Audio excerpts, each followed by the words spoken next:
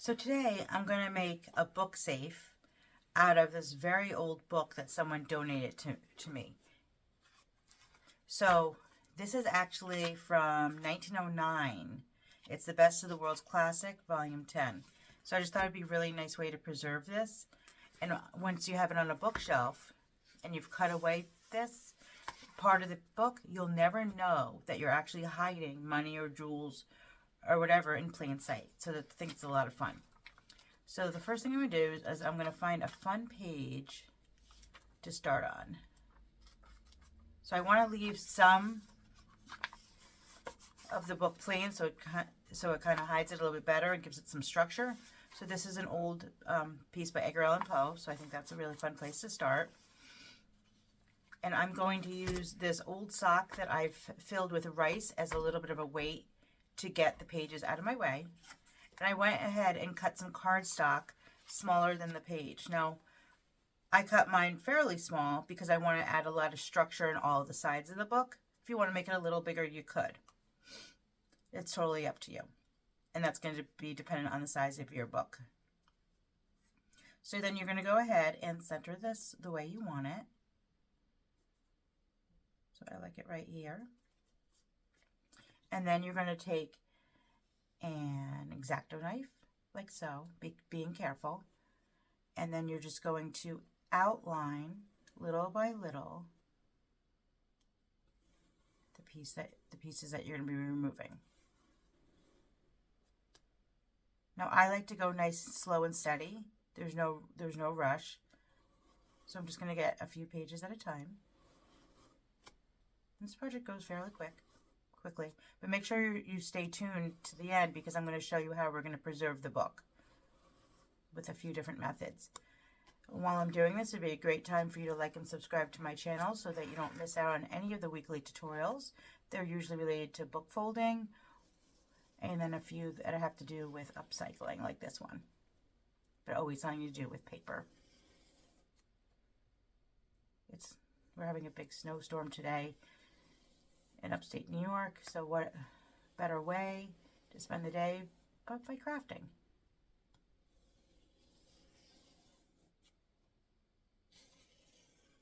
Once you learn to slow down and not rush, this becomes very relaxing. As you see, I made a little snafu right here. No worries.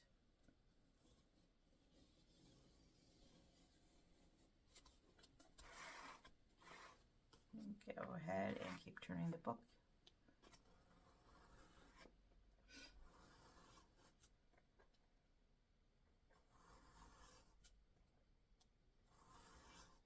And I'm not getting through all of the pages right now. I'm assuming probably about 20 or so at a time. And then we'll turn the page so we can keep going. Just the most important thing is to make sure that this piece of cardstock that you have stays steady, so you have nice straight edges.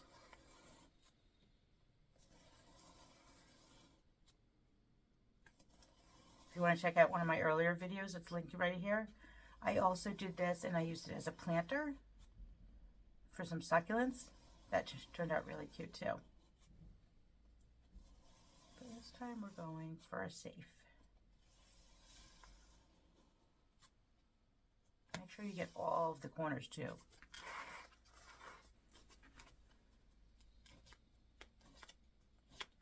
So as you can see, I'm going to remove that.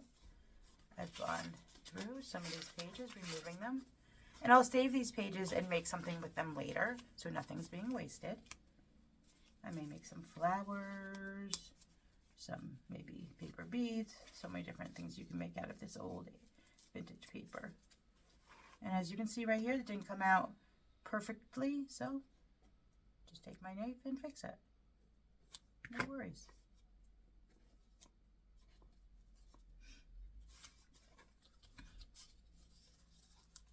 So I'm going to go ahead and continue. Again, I'm using that sock to weight this out of my way. Go ahead and put this, make sure it's in the exact same spot as you had it before. And then you're going to continue. Now I'm going to do this until I probably have about 20 remaining pages or so. I don't want to go through the entire book. I don't want to change the structure of the book at all, because remember, we're using it as a way to hide our things. I mean, in my case, I don't really have much to hide, but we go camping a lot, so this might be a really good way to keep my cash safe.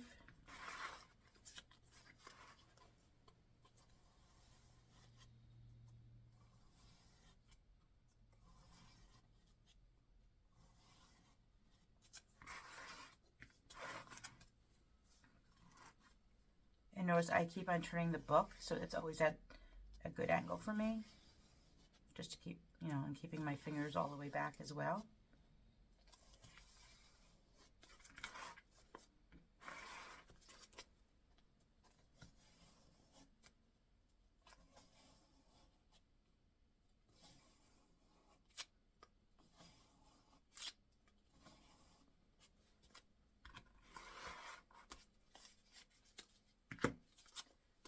And again.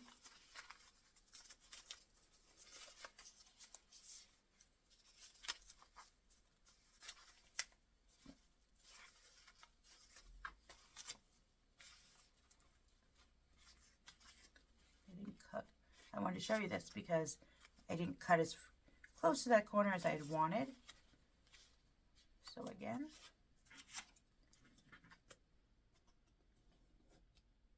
I'll just go ahead and get that corner piece in.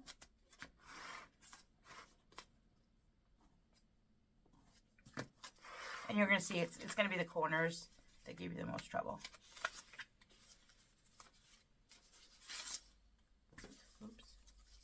This book is really quite old, but again, no worries.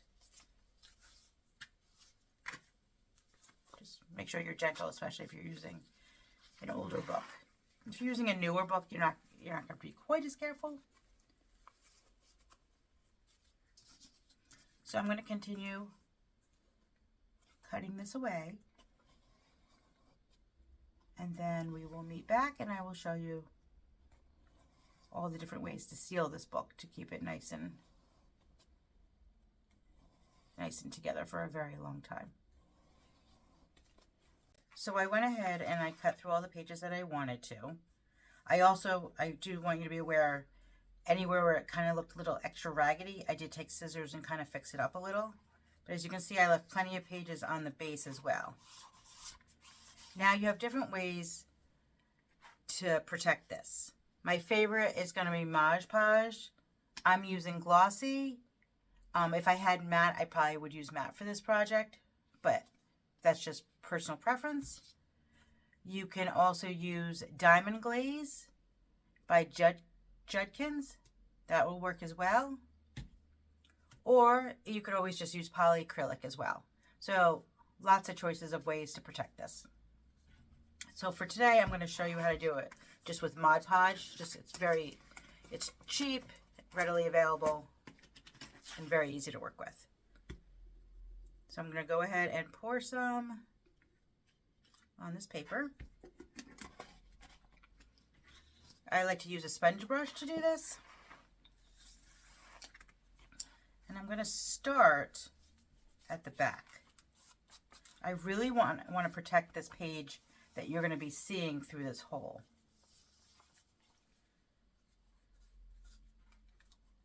And you're just going to do it thin coats, letting them dry. I would probably do about 2 to 3 coats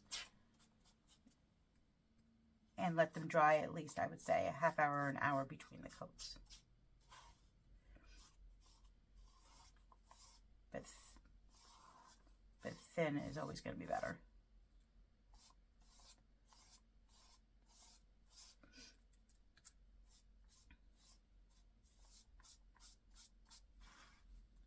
I love working with these old books. There's just this musty old library smell. It's very nostalgic. Really like it.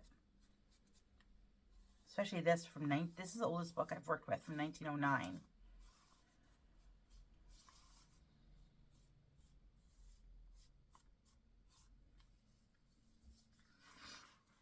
So that's nice and coated.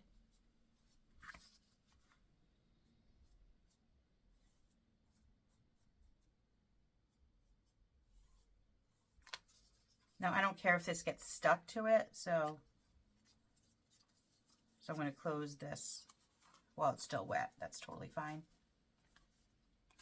Make sure you do it thin though, just so that it doesn't bubble up in the middle.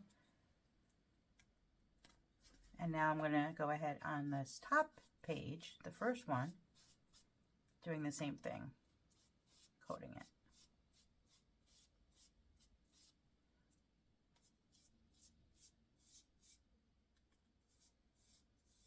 My pages are very brittle, so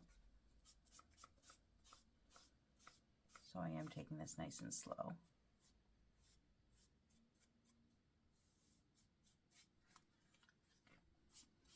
And I want to make sure that I do get into that gutter part of the book to make sure it's nice and protected.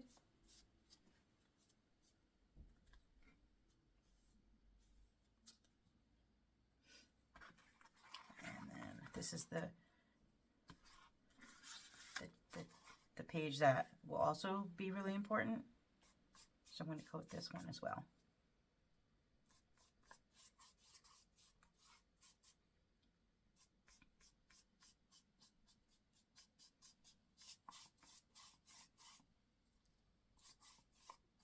And then I'll show you some options for you.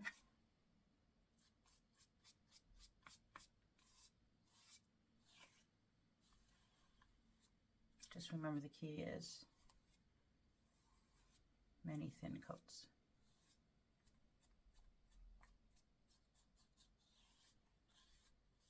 So I'm going to let that dry.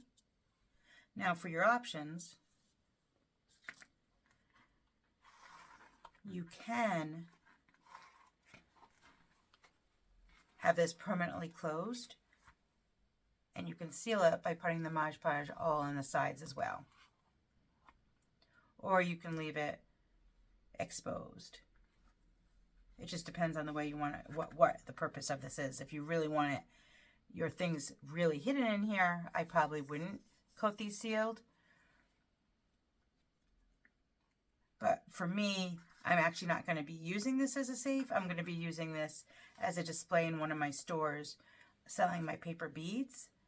So for me, I am going to coat all the sides. I'm also going to coat the inside edges right here. That's really important not to forget.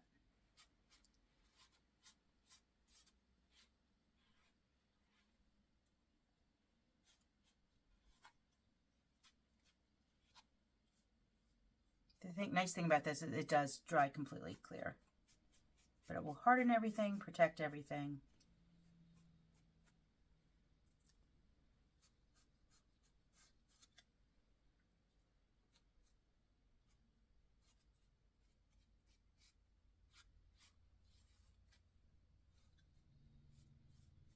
But I love how this is coming out. Love the old yellowed papers. So I'm going to stop playing with this for a while and just let it dry. Come back in about an hour and do a second coat. And then depending on how that comes out, I'll then decide whether I'm going to do a third coat.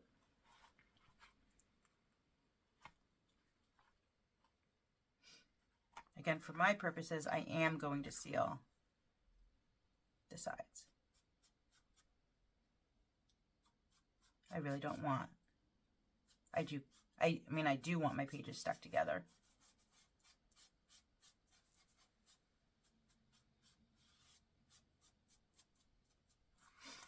Especially because mine's going to be in a store. If you're just using this at home, it's not necessary. But you can also use this just to display jewelry at home.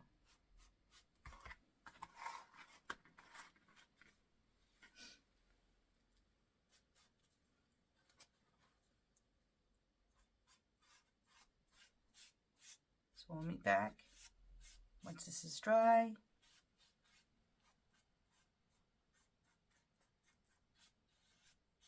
And do our finishing touches. Can't wait to show you this. It's going to be really beautiful. So once this is fully dried, as you can see, when you close it, you won't even be able to tell if there's anything inside at all. Now, if you want to protect it just a little bit more, you can use this polyacrylic sealer. Again, I'm using the one by Mod Podge. It comes in gloss and matte. Again, for this project, if I had matte, I would be using it. And then you're just going to go ahead and give it a light spray. Like so.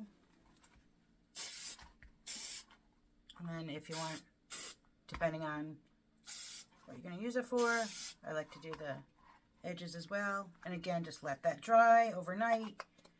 And then you can go ahead and use it any way you'd like for your jewelry, as a safe, as a display item. You could put some air plants inside. So many different ideas. Enjoy.